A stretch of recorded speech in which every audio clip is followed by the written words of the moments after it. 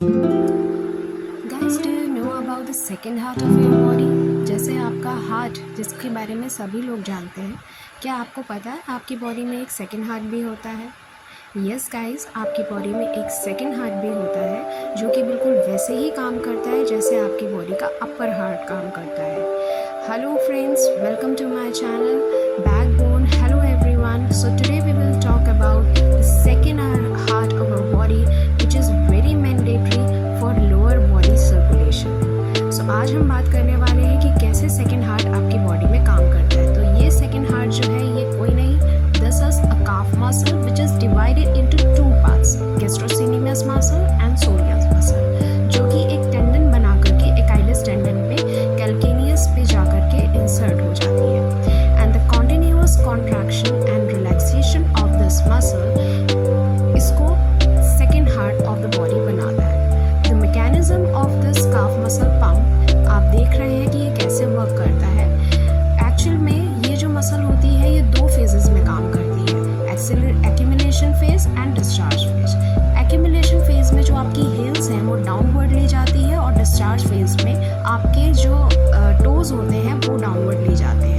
And in both the situation the continuous और regular contraction and relaxation of both gastrocnemius and soleus muscle जो मिलकर के calf muscle बनाते हैं, body का जो इंफीरियर फ्लो होता है उसको अपवर्ड में लेके जाते हैं। इस पिक्चर में आपको ये क्लियरली समझ में आ जाएगा कि जो वेन्स हैं इसमें वॉल्स होती हैं जो कि मसल के रिलैक्स होने पर क्लोज हो जाती हैं, और जैसे ही मसल कॉन्ट्रैक्ट करती है मतलब डिस्चार्ज फेज में जाती है वो वॉल ओपन हो जाती है और बॉडी का जो वेनस मतलब कि जो लोअर बॉडी का जो वेनस ब्लड है, जो डीऑक्सीजनेटेड ब्लड है, उसको इंफीरियर वेना केवा के थ्रू हार्ट में लेकर के जाती है। ये एक बहुत ही डीप मैकेनिज्म है जो मैं आपको बता रही हूँ, but in layman language I want to make you understand that a continuous contraction and relaxation of calf muscle causes opening and closing of the deep veins.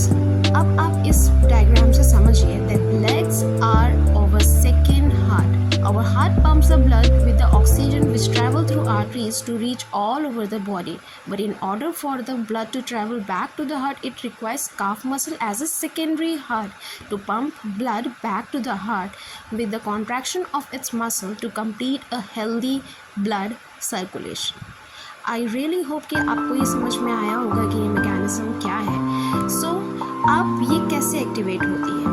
Guys, हमारे लिए कोई भी stretching exercises, walking exercises and yoga postures, जो भी हम लोग का activity होता है जिसमें जो लोअर बॉडी या फिर आपके जो लेग्स हैं उसमें कॉन्ट्रैक्शन रिलैक्सेशन होता है, वो इस मैकेनिज्म को एक्टिवेट कर देता है। जितना ऑक्सीजनेटेड ब्लड आपकी लोअर बॉडी से ऊपर की तरफ जाता है उतने अच्छे से आपका बॉडी सर्कुलेशन वर्क करता है और it's make you healthy because और ज़्यादा अमाउंट में ऑक्सीजनेटेड ब्लड जो है वो आपकी बॉडी में जाता है। हम फिर दोबारा से इसी पिक्चर से समझेंगे। देखिए, इसमें एक्यूमुलेशन फेज में जब ये मसल रिलैक्स्ड है तो ये वॉल्स जो होती हैं क्लोज हो जाती हैं और सारा वेनस ब्लड यानी कि बॉडी का जितना भी डीऑक्सीजनेटेड ब्लड है, या फिर अगर मैं लेमन लैंग्वेज में बोलूँ कि जो गंदा खून है वो सारा इकट्ठा हो जाता है एक्यूमुलेशन फेज में, क्योंकि मसल्स वर्क नहीं कर रही है, वो रिलैक्स फेज में है। डिस्चार्ज फेज में जैसे ही मसल जो है कॉन्ट्रैक्ट करती हैं, वॉल्स ओपन हो जाती हैं और सारा जो ब्लड है वो हार्ट की तरफ ऑक्सीजनेशन के लिए चला जाता है। तो जब भी आप कोई भी स्ट्रेचिंग एक्सरसाइज करते हैं, आप कोई भी रनिंग एक्सरसाइज करते हैं, आप किसी भी तरह का योगा या कोई भी ऐसा पोस्चर जिसमें आपकी मसल्स स्ट्रेच हो रही हैं, इस तरह का कोई भी काम करते हैं, तो क्या होता है कि ये मसल्स जो हैं वो एक्टिवेट हो जाती हैं ऑटोमेटिकली, और बिल्कुल जैसे आपका प्राइमरी हार्ट होता है बॉडी का, अपर बॉडी में जो आपका हार्ट है जो कॉन्टिन्यूसली पंप एंड रिलैक्स हो रहा है, बिल्कुल वैसे ही ये भी काम करने लग जाती हैं। ये भी ऑक्सीजनेटेड और डीऑक्सीजनेटेड ब्लड जो है उसको सर्कुलेशन में लेकर के जाती हैं। अब आप इस पिक्चर में और अच्छे से समझेंगे कि देखिए, ब्लड सर्कुलेटरी सिस्टम का ये डायग्राम है। जो ब्लू कलर है वो शो कर रहा है deoxygenated blood and red show कर रहा है ऑक्सीजनेटेड ब्लड को। तो जितना भी जो डीऑक्सीजनेटेड ब्लड है जो कि लोअर बॉडी से हार्ट की तरफ जाता है ऑक्सीजनेट होने के लिए, एक्चुअल में जो हार्ट है वो एक चैम्बर की तरह काम कर रहा है और ये सारा जो डीऑक्सीजनेटेड ब्लड है ये लंग्स के थ्रू ऑक्सीजनेटेड होकर के